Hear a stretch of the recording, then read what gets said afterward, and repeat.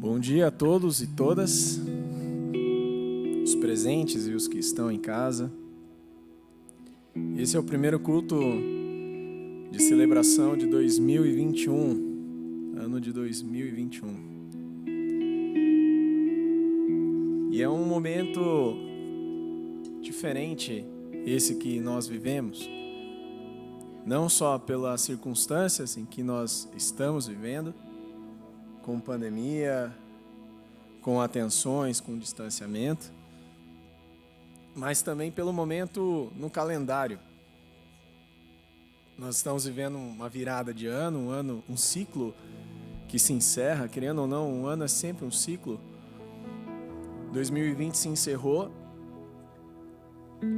e trouxe com ele vários desafios, conquistas, derrotas, mas acima de tudo, eu queria convidar para que nós visitássemos o nosso coração e víssemos o que de 2020 ficou e que nos acrescenta, principalmente no nosso relacionamento com o Senhor, principalmente no nosso relacionamento com Deus. E o que nós esperamos do nosso relacionamento com Deus para 2021? Essa talvez seja a grande mensagem de hoje. O que esperar? O que buscar para 2021? Como nós queremos que o nosso relacionamento com Deus se desenvolva? Quais os esforços que nós faremos? O que nós investiremos nessa relação com Ele? Talvez seja ler mais a respeito da sua palavra, tirar mais tempos de devocionais e de oração, se aplicar a ouvir mais a voz dele, das diversas maneiras que ela se revela, através de pessoas, através de momentos dedicados a ele, através de sonhos, através de como você entende que a voz de Deus chega até você. Mas esse talvez seja a grande situação desse momento em que nós vivemos. Hoje é dia 3 de janeiro. E o ano está aí, começando. O que nós esperamos dele?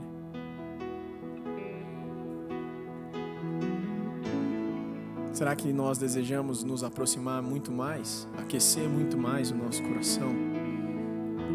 Se esse é o nosso desejo, a grande pergunta é o que eu e você vamos fazer? De que maneira nós vamos nos dedicar? Porque Ele está ali. A palavra de Deus diz: buscar-me-eis e me encontrareis, quando me buscarem de todo o vosso coração. Eu serei achado de vós, diz o Senhor.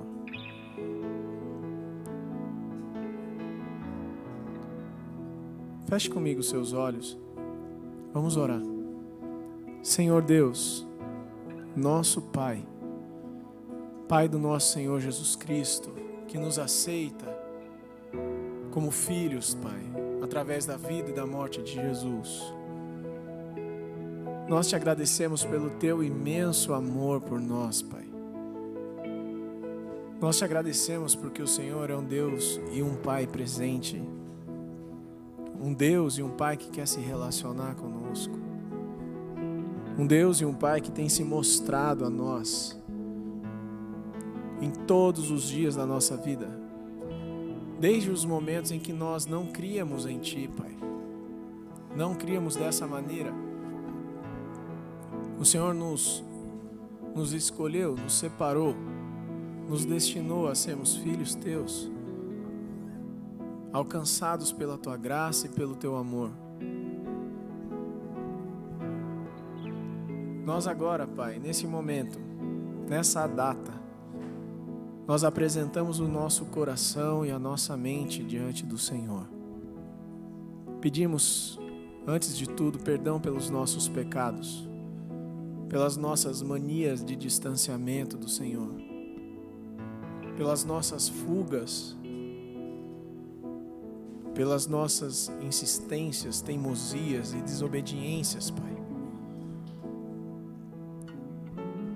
E nós nos apresentamos diante do Senhor pedindo que o Senhor seja conosco mais um ano, Pai.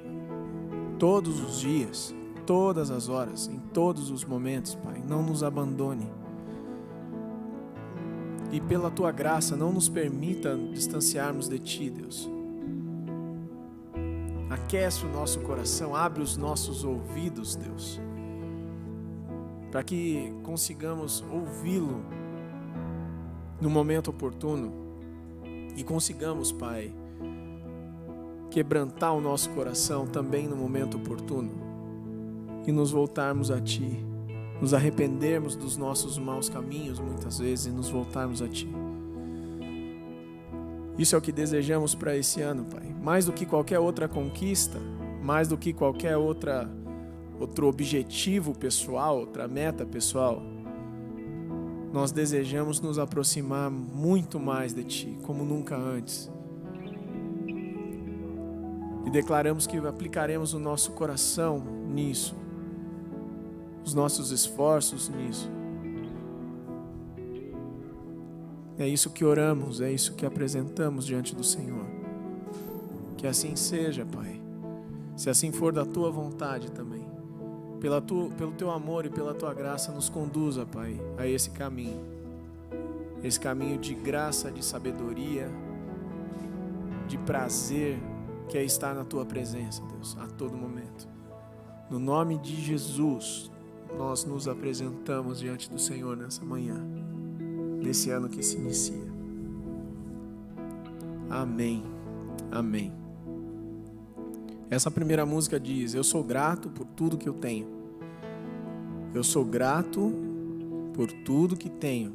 Tenho vida, alegria, família, irmãos. É acima de tudo também um momento de gratidão por aquilo que já temos, por aquilo que o Senhor tem nos dado. Vamos cantar?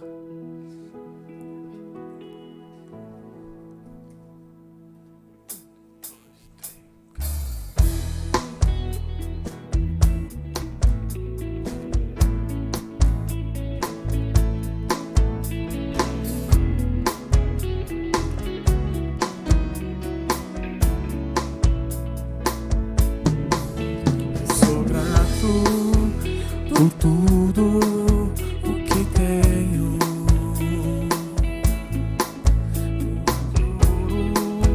O maior deste mundo me foi dado como herança eterna. Maior prova de um amor tão profundo. Tenho vida, alegria em todo tempo. Tenho amigos, família, muitos irmãos. Com Jesus, meu amigo verdadeiro, e fez tudo ao me dar a salvação. Louvarei ao Senhor em todo tempo. Seu louvor estará continuamente nos meus lábios e também no coração. Jesus Cristo será sempre minha canção. Yeah, yeah, Jeová. Yeah, yeah, Jeová. Yeah, yeah, Jeová. Jesus Cristo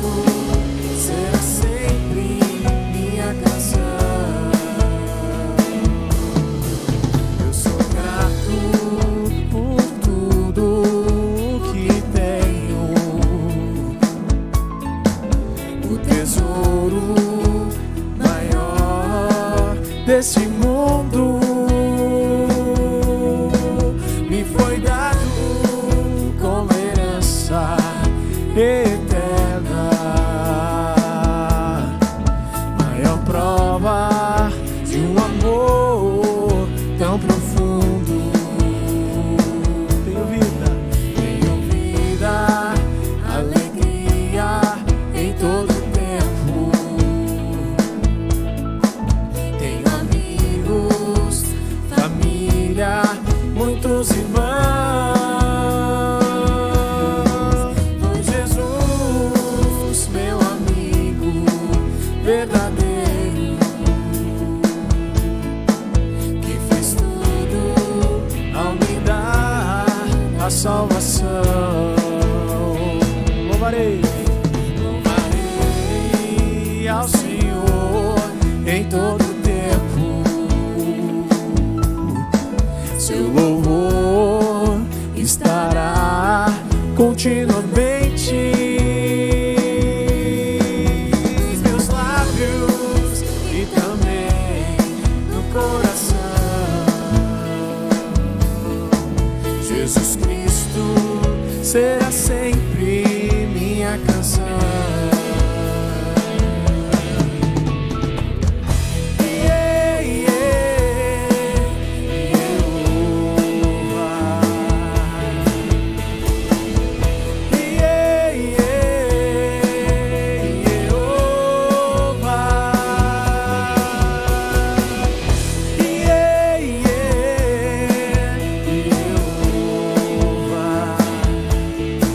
Jesus Cristo será sempre minha canção.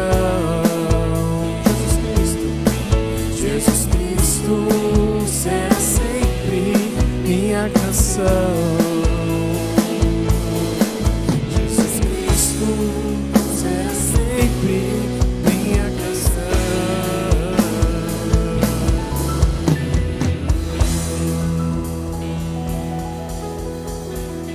Amém.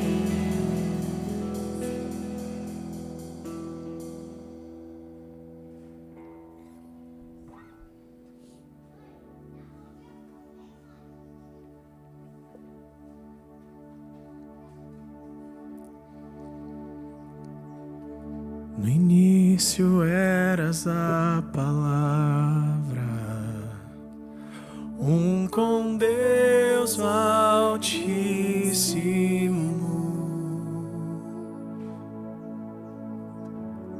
O mistério de tua glória, Cristo em ti se revelou. Ó, quão lindo este nome é, ó, quão lindo este nome é, o nome de Jesus, meu Rei.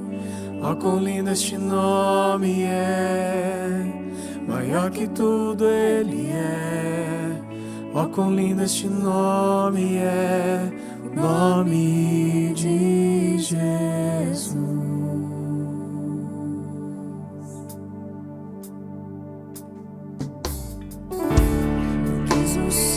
Senhor, os teus filhos,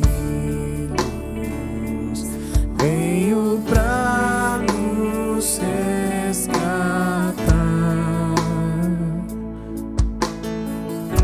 O amor maior que o meu pecado, nada vai nos separar. Ó, quão maravilhoso é, quão maravilhoso é o nome de Jesus, meu Rei. Ó, quão maravilhoso é, maior que tudo ele é. Ó, quão maravilhoso é o nome de Jesus.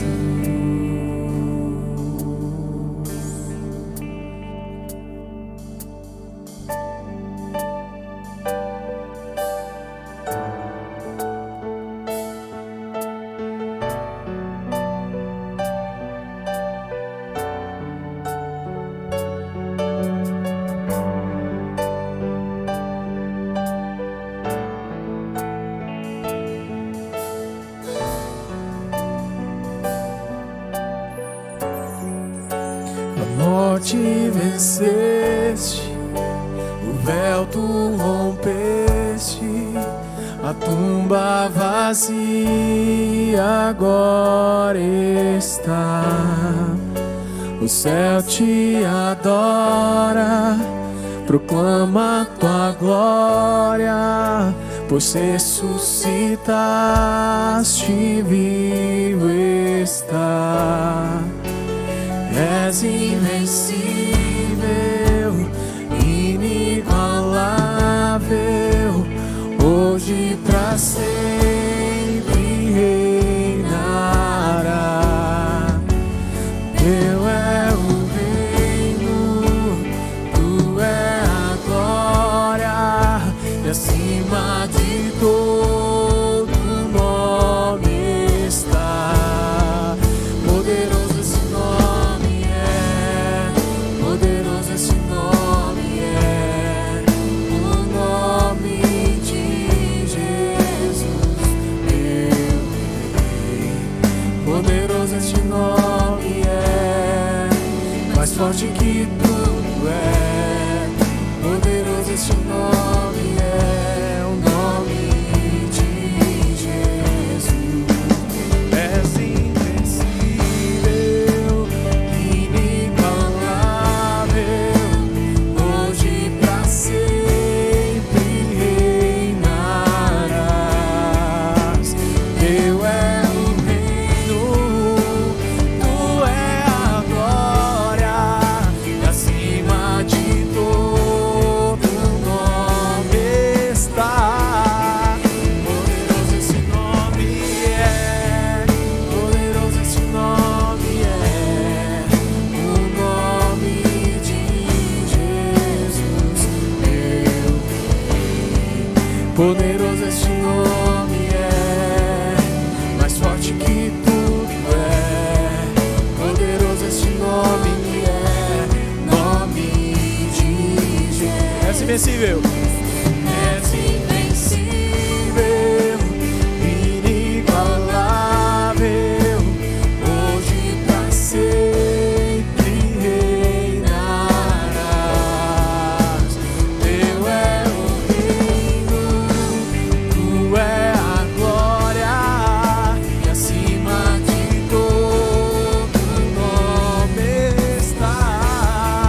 Poderoso esse nome é, poderoso esse nome é, o nome de Jesus, meu Rei. Poderoso esse nome é, mais forte que tudo é. Poderoso esse nome é, nome de Jesus. Poderoso esse nome é, nome de Jesus. Poderoso esse nome é, nome de Jesus.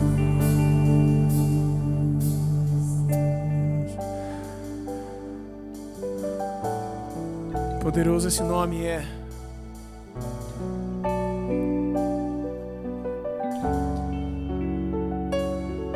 Eu quero te convidar a fechar os seus olhos e mapear o seu próprio coração. Essa música diz: poderoso esse nome é, acima de todo nome está. És invencível, inigualável. Os céus proclamam a sua glória. Mas a questão é, onde esse nome está no nosso coração? Em que lugar ele está no nosso coração?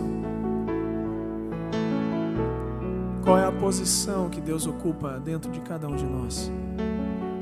Qual é a posição que Jesus ocupa em nós?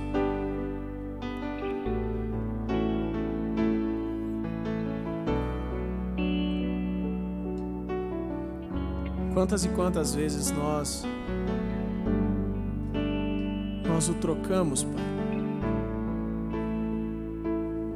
Quantas e quantas vezes nós posicionamos outras coisas, outras pessoas, outras circunstâncias, outras preocupações à frente do Senhor, à frente de uma vida contigo,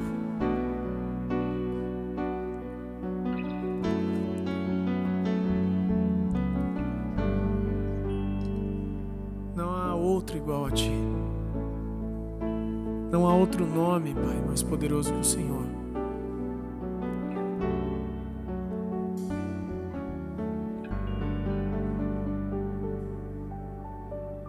Por isso cantamos: És invencível, inigualável, hoje pra sempre reinarás.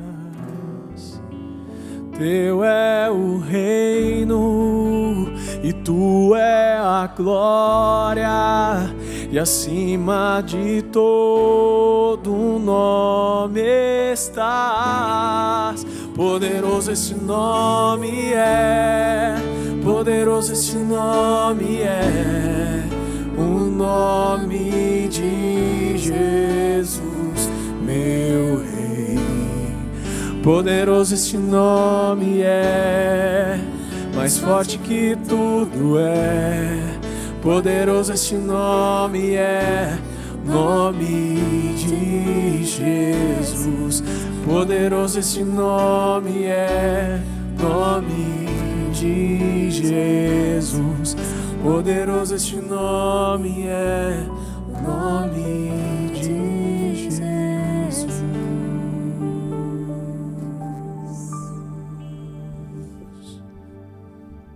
Te adoramos, Deus. Te adoramos, Senhor Jesus. Nosso Senhor, Salvador, Autor e Consumador da nossa fé. Nós te adoramos, Pai. Amém.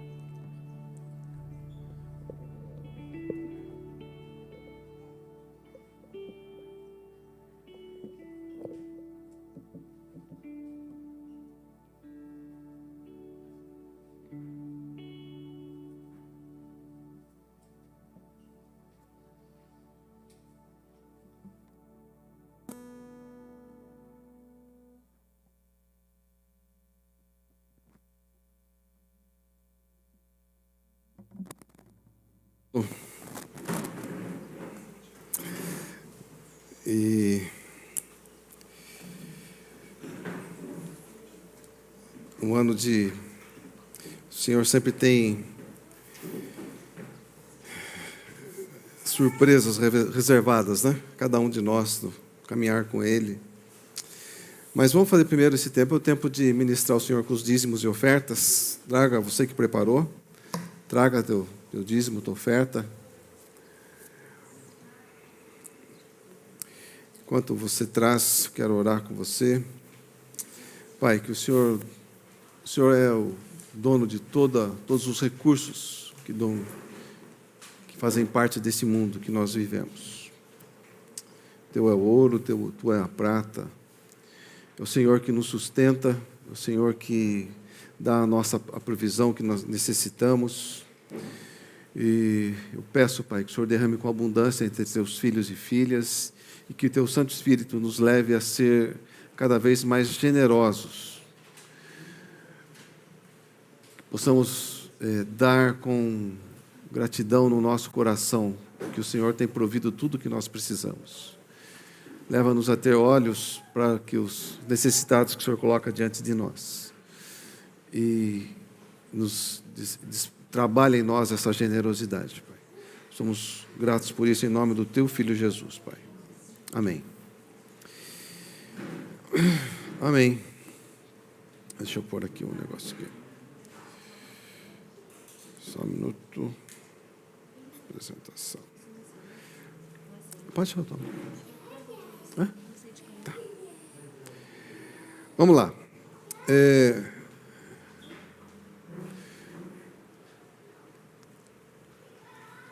Vou pegar hoje a história. Bom, deixa eu falar primeiro do tema, né? O tema é refúgio e fortaleza. Salmo 46, versículo 1. Já temos aí? Deus é o nosso refúgio e fortaleza, socorro bem presente nas tribulações. Vamos orar?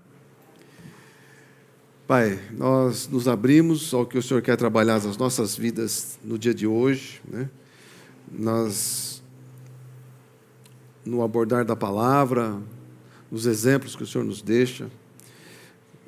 Nos declaramos abertos e que o Teu Santo Espírito tenha total liberdade em cada um de nós e entre nós, Pai, de nos convencer das Tuas verdades, nos mobilizar, nos sensibilizar, nos levantar, Pai, nos libertar também.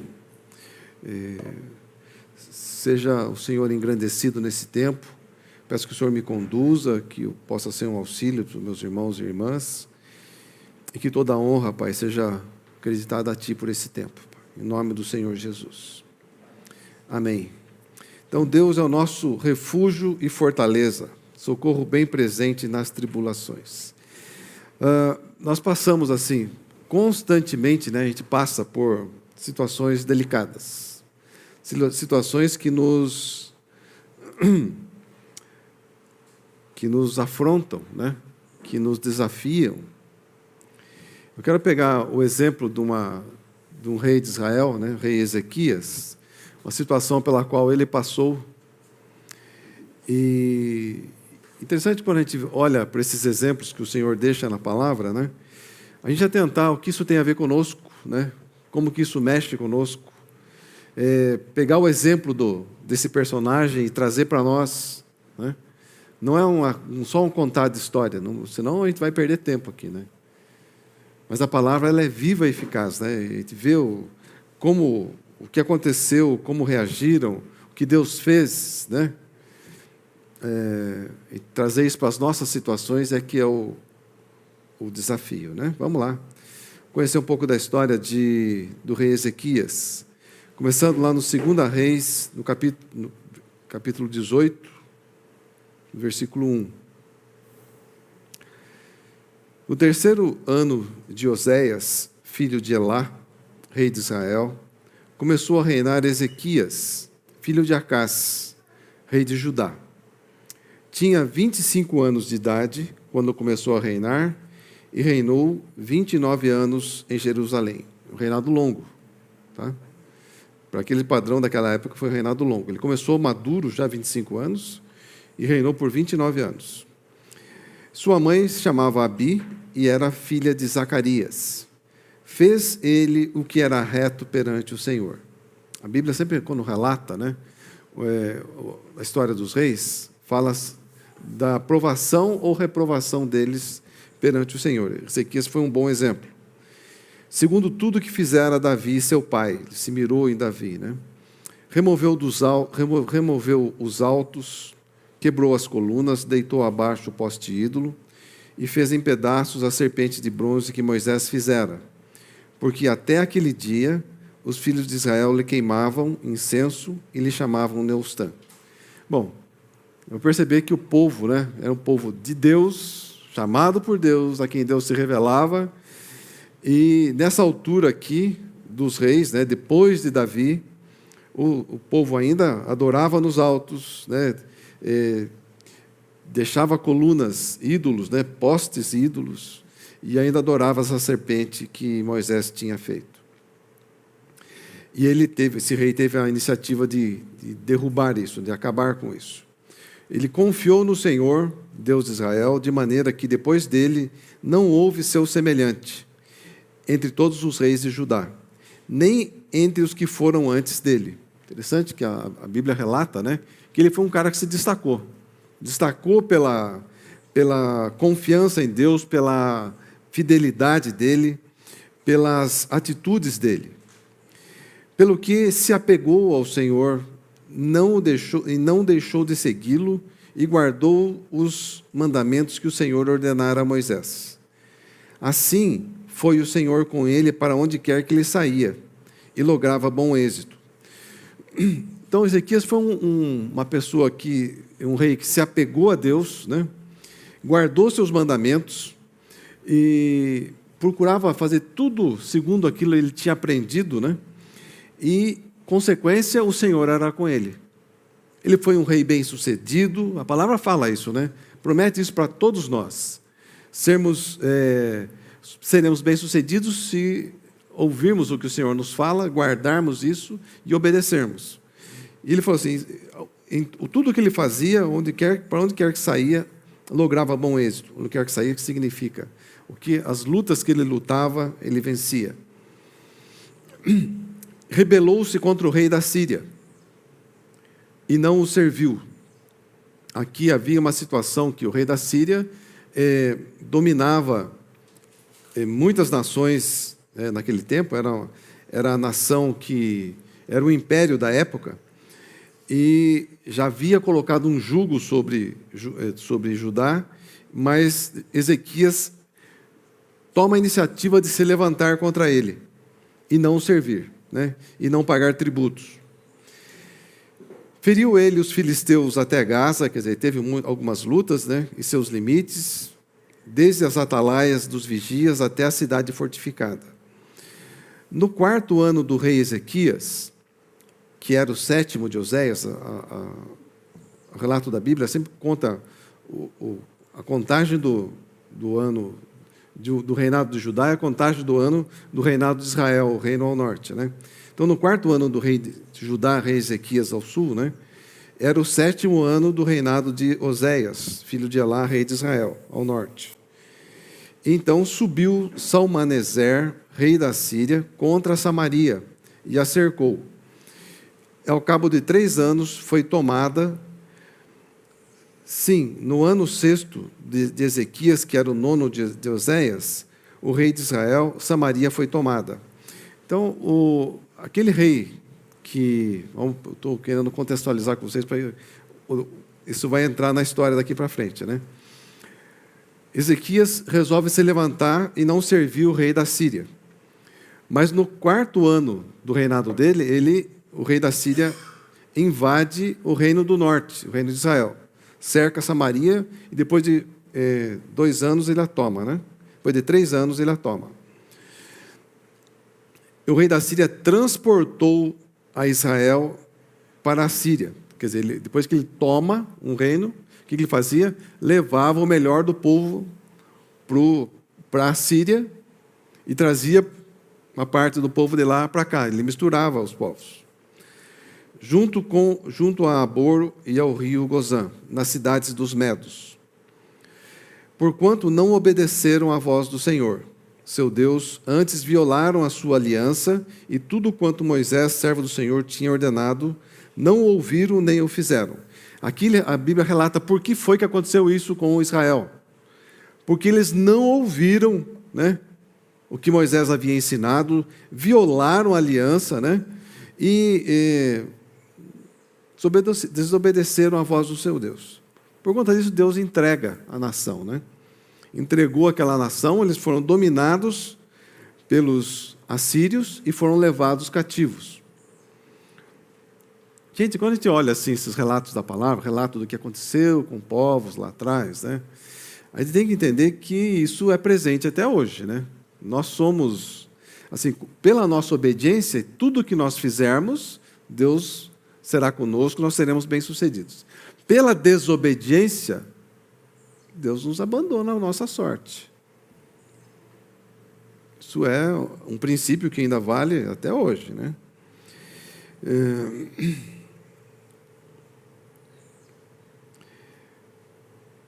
Bom, lembra, Samaria foi tomada no 4º ano, começou a ser a tomada no 4º ano do reinado de Ezequias. Seguindo a leitura. No 14º ano do rei Ezequias, quer dizer, 10 anos depois, subiu Senaqueribe, rei da Síria, contra todas as cidades fortificadas de Judá e as tomou. 10 anos depois, quer dizer, o rei da Síria tomou o reino do norte. 10 anos depois, ele resolveu tomar também o reino do sul.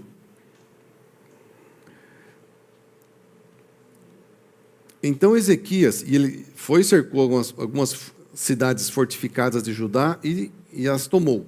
Então Ezequias, rei de Judá, enviou mensageiros ao rei da Síria, a Laques, que era a capital, dizendo: errei, retira-te de mim, tudo o que me impuseres suportarei. Ezequias, percebendo que o rei agora estava querendo dominá-lo, dominar Judá, tinha tomado algumas cidades, ele fala assim, olha, eu errei em me levantar contra você, de não aceitar o seu senhorio, né? Retira-te de Judá, e eu vou o preço que você colocar, eu vou pagar. Então, o rei da Síria impôs a Ezequias, o rei de Judá, 300 talentos de prata e 30 talentos de ouro. Deu-lhe Ezequias toda a prata que se achou na casa do Senhor e nos tesouros da casa do rei. Foi quando Ezequias arrancou das portas do templo do Senhor e das ombreiras o ouro de que ele, rei de Judá, as cobrira, e deu ao rei da Assíria. Perceba que Ezequias havia entesourado, né? Ele havia conquistado, lutado, feito conquistas, tomado despojos, entesourado, tinha melhorado o templo, colocado ouro nas ombreiras de portas lá. Mas teve que dar tudo. Quando o rei da Síria o afrontou, né, o apertou, ele teve que dar tudo o que tinha. Foi tudo que ele havia entesourado, ele teve que entregar. Contudo, o rei da Síria enviou de Laques a Tartã, a Rabsaris e a Rabsaqué, com um grande exército. O rei da Síria mandou alguns enviados, né, esse Rabsaqué aqui, com um grande exército, ao rei da Síria, ao rei Ezequias, a Jerusalém. Subiram e vieram a Jerusalém. Tendo eles subido e chegado, pararam na extremidade do aqueduto do açude superior, junto ao caminho do campo do lavandeiro. Tendo eles chamado o rei, saíram-lhe ao encontro Eliaquim, filho de Elquias, o mordomo, Sebna, o escrivão, e Joá, filho de Asaf, o cronista. Ou seja, o rei da Síria começou a invadir Judá. O rei Ezequias falou assim, olha, eu errei, põe um preço que eu vou pagar. O rei da Síria pôs um preço, Ezequias pagou, mas o rei da Síria não se contentou com isso. Manda um emissário com um baita de um exército, e faz uma afronta maior ainda. Ele vai falar aqui, né? Então, perceba que aqui a gente vê que Ezequias era um rei que se destacou de todos os outros reis. Vamos perceber uma coisa interessante aqui. Ele confiava no Senhor, mas aqui está acontecendo uma tragédia com ele. Isso não, o fato dele confiar no Senhor, do Senhor ser com ele e o abençoar em tudo que ele fazia, não o livra dele ser afrontado por esse rei que era o império da época.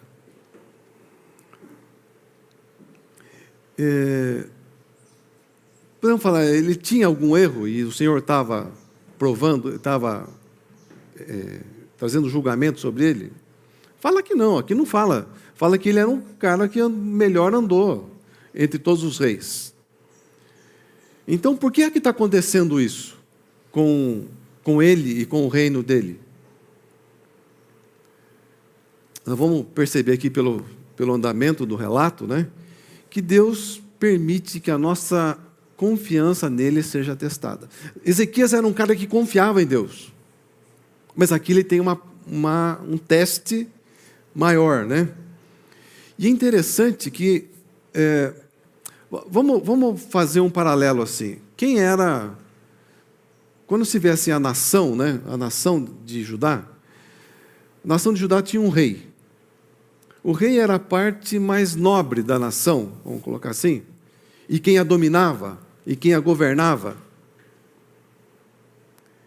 Essa parte mais nobre, ela confiava no Senhor. Ela dirigia todo o povo a confiar no Senhor.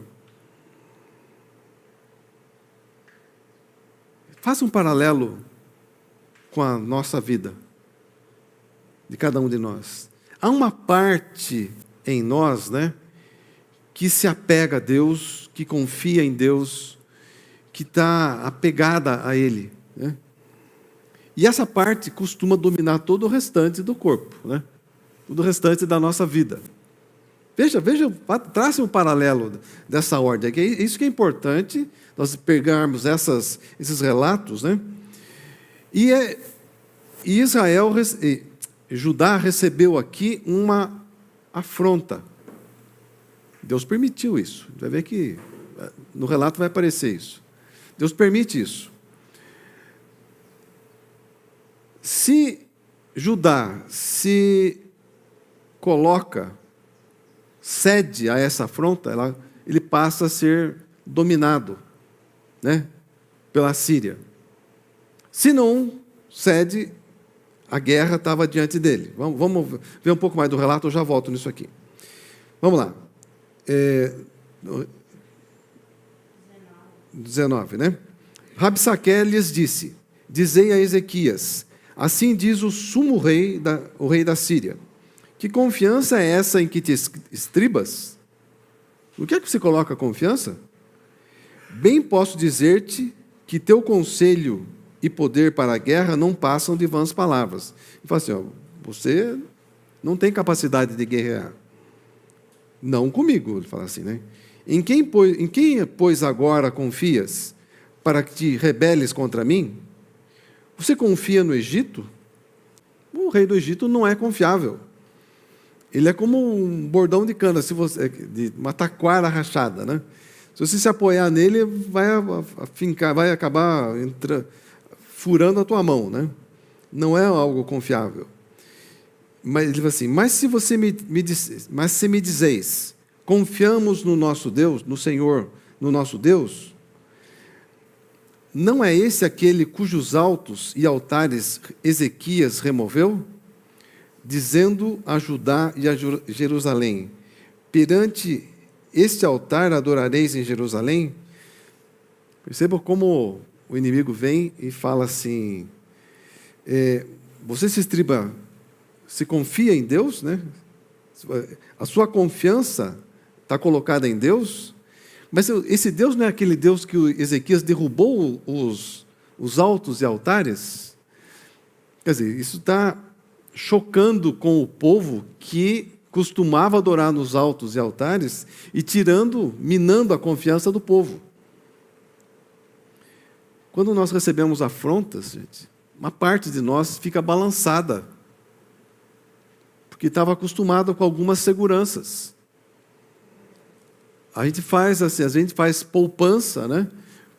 Compra bens, achando que isso vai nos trazer segurança, né?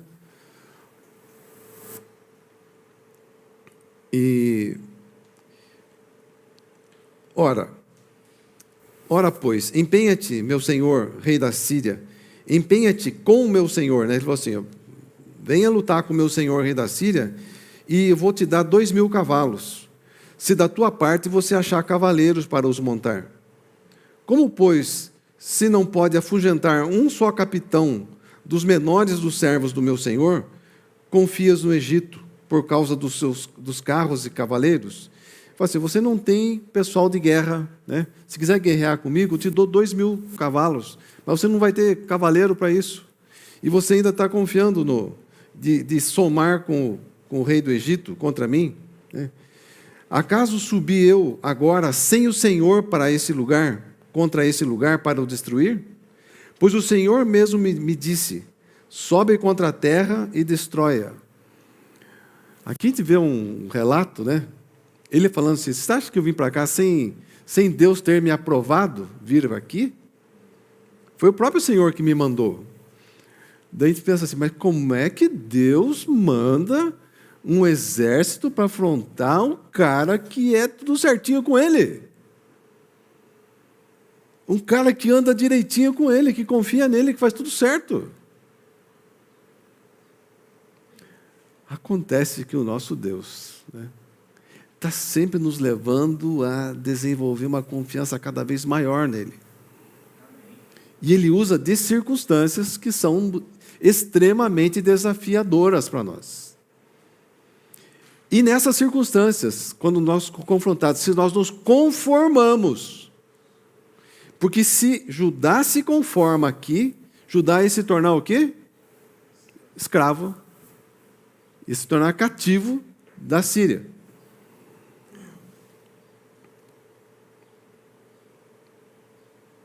Vamos lá, vamos em frente. 26. Então disseram Eliaquim, filho de Uquias, Sebna e Joá a Rabsaque.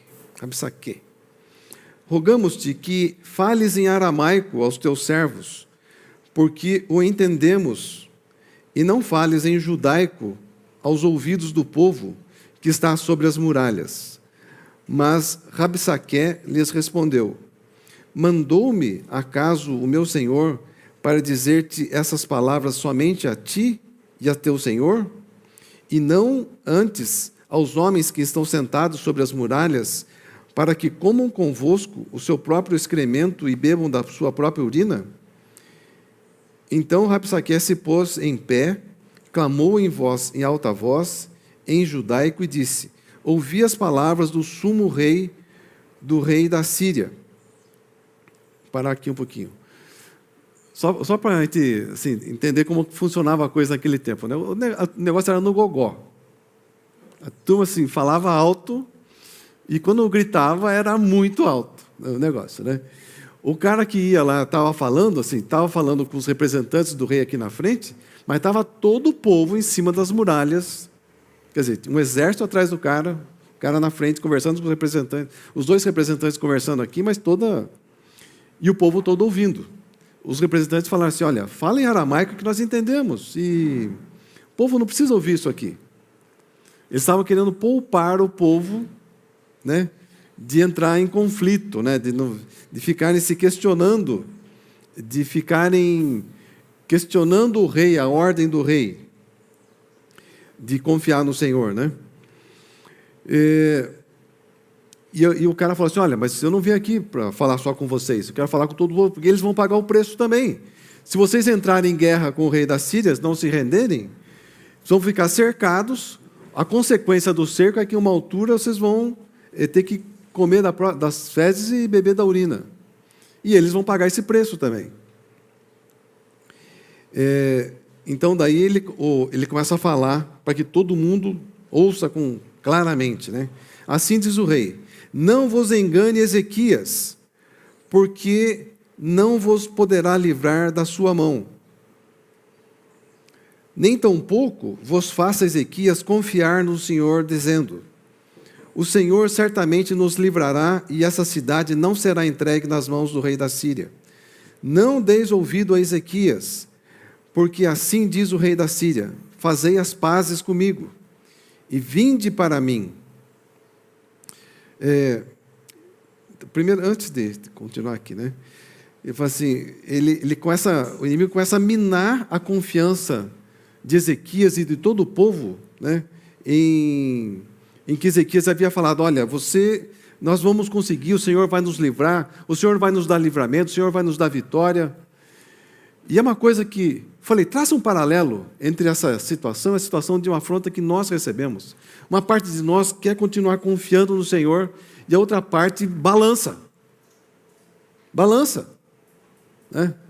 Olhamos as consequências da perda, olhamos as consequências do que vão passar se a gente for encarar uma luta. E o inimigo tenta falar: não faça Ezequias confiar no Senhor, dizendo que certamente ele livrará essa cidade. E daí ele convida, faz assim: fazei as pazes comigo e vinde para mim. Olha o convite que o inimigo faz: faça as pazes comigo. Não peleje, renda-se, ceda, aceite o jugo. Ele faz uma promessa interessante, faz assim: comei cada um da sua própria vide, da sua própria figueira, e bebei cada um da água da sua própria cisterna. se vocês fizerem as pazes comigo, vocês vão poder comer cada um da sua própria vida. Eu vou dar uma liberdade para vocês. Comer da própria figueira, beber da água da própria cisterna, até que eu venha e vos leve para uma terra como a vossa. A promessa é, vou dar liberdade para vocês. Mas vai chegar um tempo que, feitas as pazes, eu vou transportar vocês daqui, tirar vocês da terra de vocês e levar para uma outra terra parecida com essa. Vocês vão poder ter sua própria vida, comer, beber da sua própria cisterna, vão continuar tendo liberdade, mas em outro lugar.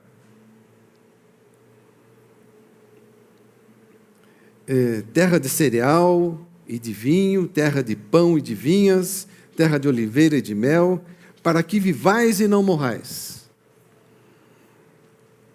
Não deis ouvido a Ezequias, porque vos engana dizendo, o Senhor nos livrará. Dá para traçar um paralelo, gente? Tem situações em que assim, a gente está assim, vendo a confusão diante da gente, sendo afrontado, né? A gente pode fazer um acordo na situação, mas a gente vai...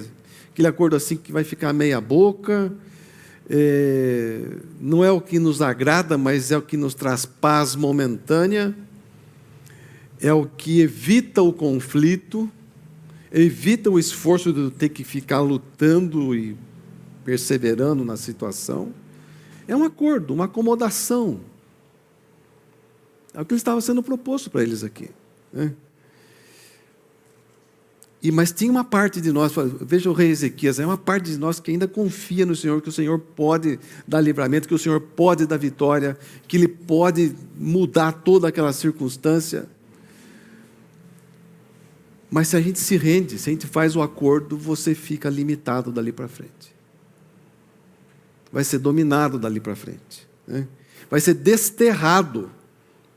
Perde aquele senso de origem, o senso de pertencimento.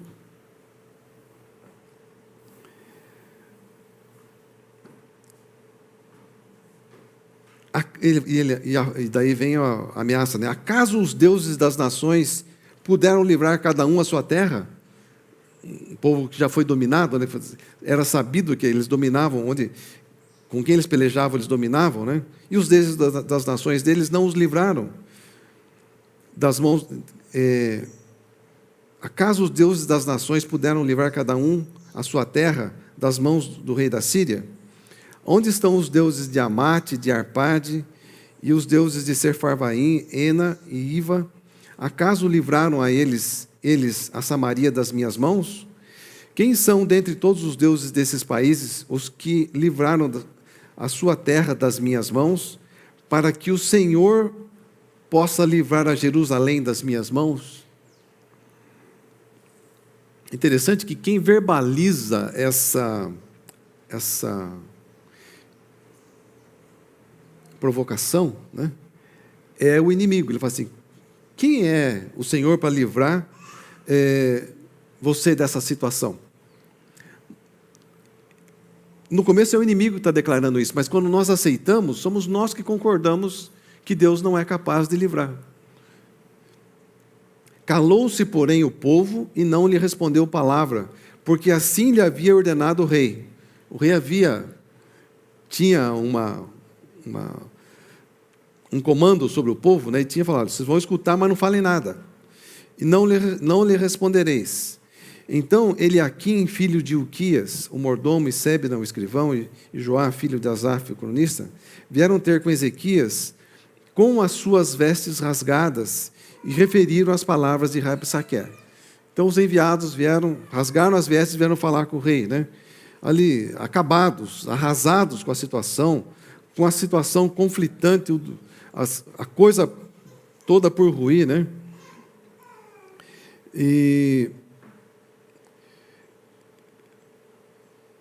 Então, tendo o rei Ezequias ouvido isso, rasgou também as suas vestes, cobriu-se de pano de saco e entrou na casa do Senhor. Então, enviou a Eliaquim, o mordomo, a Sebna, o escrivão, e os anciãos, os sacerdotes, cobertos de pano de saco, ao profeta Isaías, filho de Amós, os quais lhe disseram: assim diz Ezequias, esse dia é dia de angústia, de disciplina e de opróbrio. O rei também, ouvindo a ameaça, o rei também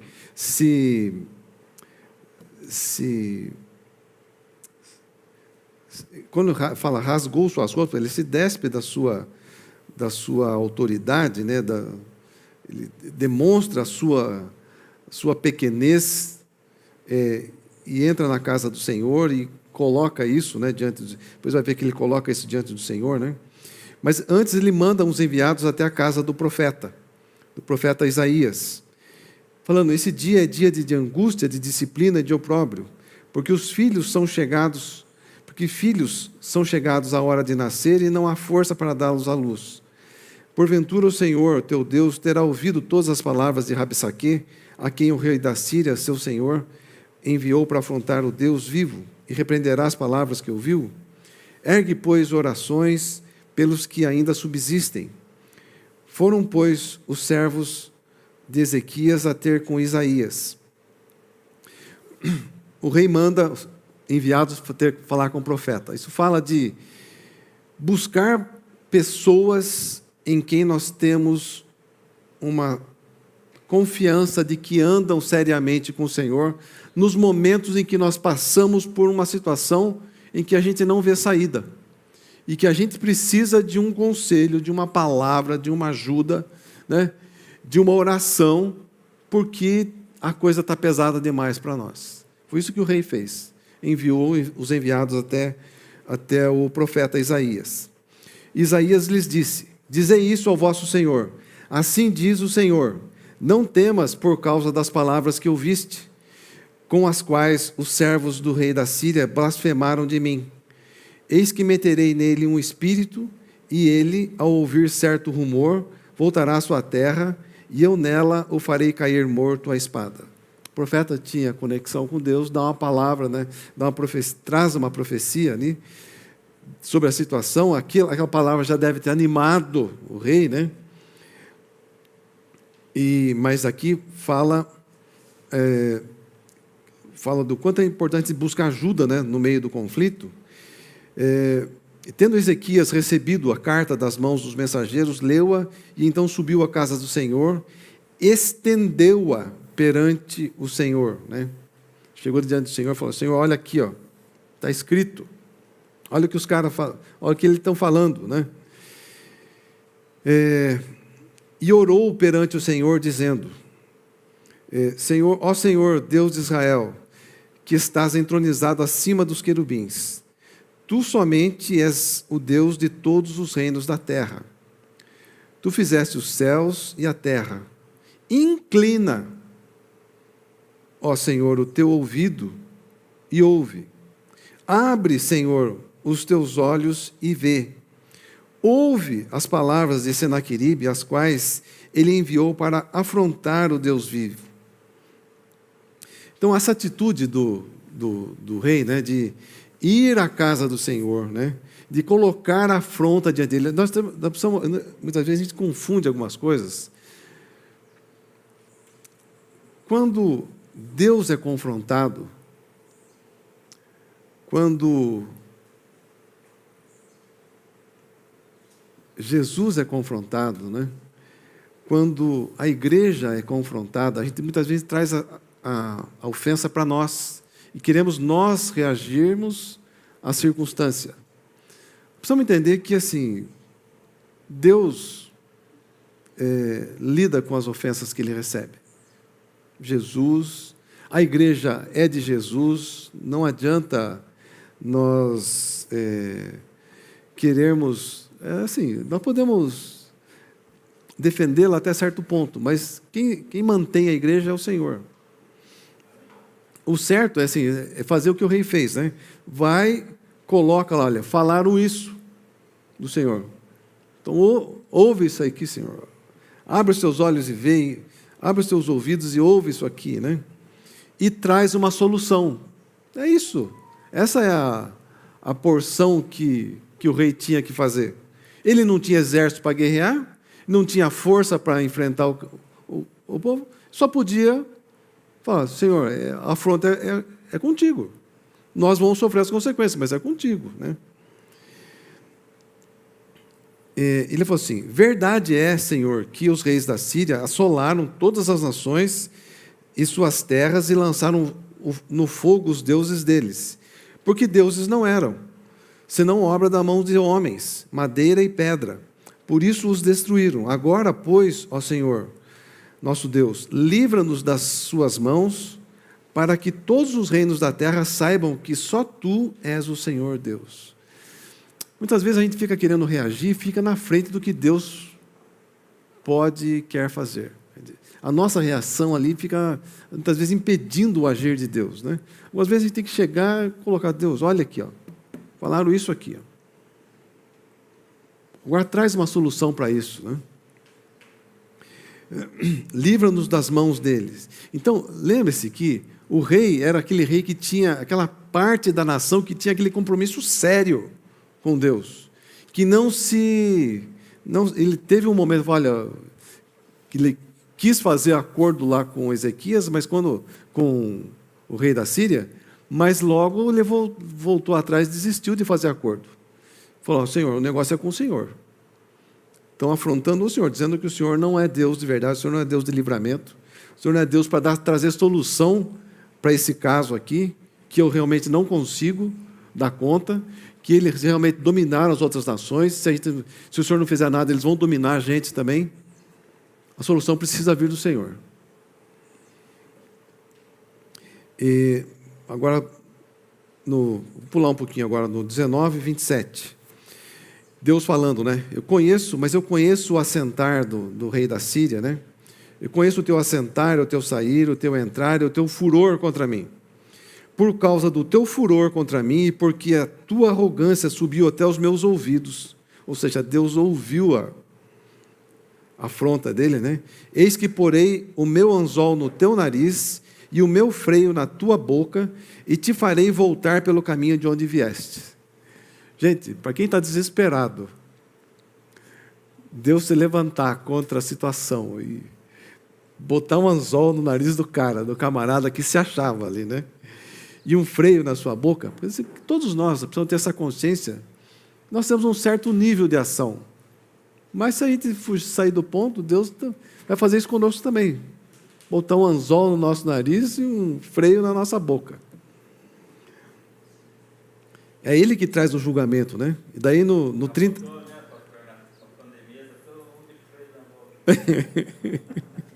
Então, pode ser, né?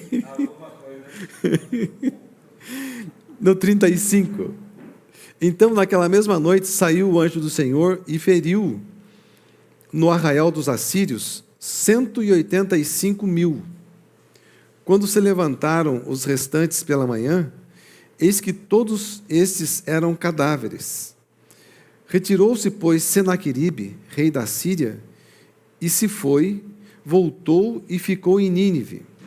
Sucedeu que, estando ele a adorar na casa de Nisroque, o seu Deus, Adrameleque e Sarezer, seus filhos, o feriram à espada e fugiram para a terra de Ararate. E Esar-Adom, seu filho, reinou no seu lugar. Percebemos que Deus pode trazer feriu 185.000 daqueles do exército, os outros que acordaram depois, viram aquilo e voltaram, né? E depois Deus faz com que os próprios filhos daquele rei lá, o matem. Então eu queria voltar aqui, né? Na passagem de abertura básica, texto base nosso hoje, né? Deus é o nosso refúgio e fortaleza, socorro bem presente nas tribulações. Quando nós confiamos verdadeiramente no Senhor, né? Nós precisamos deixar que essa parte nossa que confia prevaleça nas situações de afronta, né? Que muitas vezes, às vezes é o inimigo nos afrontando, às vezes o Senhor está permitindo que Ele só trabalhe a nossa vida para que a gente confie ainda mais nele, desenvolva uma confiança ainda maior, né? Mas sempre deixar com que Ele Se não temos solução para isso, buscar nele, né, essa solução. Então, para você refletir, né? Você consegue perceber que a sua confiança em Deus algumas vezes é testada? Você já conseguiu perceber isso? Deus, de vez em quando, testa a nossa confiança nele.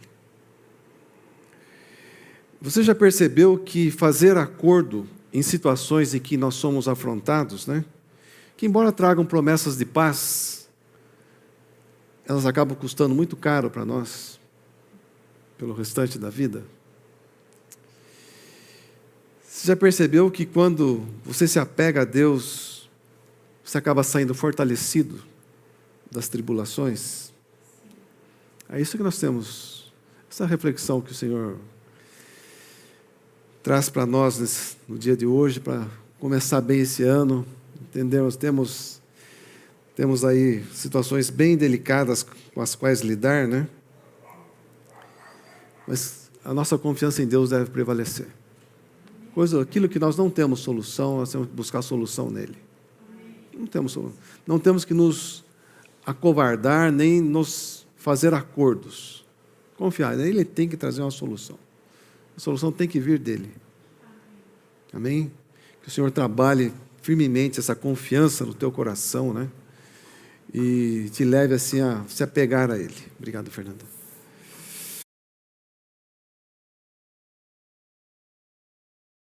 Tendo dado graças, o partiu e disse: isto é o meu corpo, que é dado por vós, fazei isso em memória de mim. Por semelhante modo, depois de haver ceado, tomou também o cálice, dizendo: esse cálice é a nova aliança no meu sangue. Fazei isso todas as vezes que o beberdes em memória de mim.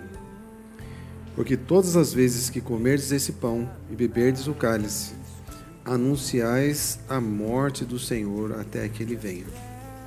Obrigado, Pai, por essa oportunidade de estarmos novamente celebrando a ceia do Senhor, por sermos incluídos na sua família, por o Senhor nos dar uns aos outros como irmãos e irmãs.